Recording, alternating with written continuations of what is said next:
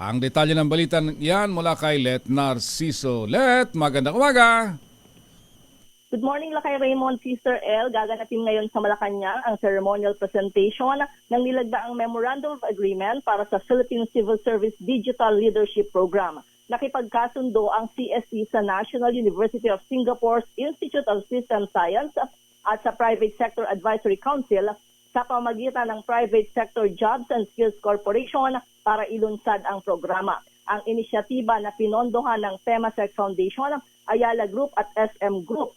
Pangunahing layunin ng programa ang upskilling ng mid to senior level public officials sa digital leadership. Ito'y para matiyak na equip ang civil servants ng kakayahan at kaalamang kinakailangan para sa digital transformation at para sa epektibong pamumuno sa digital age.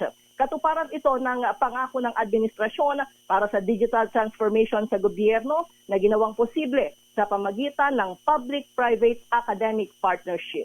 Ito si Let Narciso para sa DZRH. Una sa Pilipinas, una sa Pilipino. Yes, Lakay. Saan ito gagawin?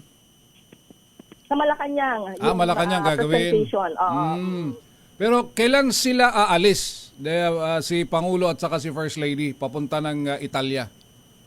Oo, inaabangan pa namin yung detalye niyan, Lakay Raymond, dahil ang impormasyon pa lang talaga na ibinahagi ng palasyo ay dadalo sa funeral ni Pope Francis ang first couple. Ayun, okay. So medyo mahaba-haba din kasi yung biyahe siguro. Anyway, sige, salamat Miss Let. Balik sa inyo, Lakay Raymond at Israel. Maraming salamat si Miss Let Narciso mula sa Malacanang.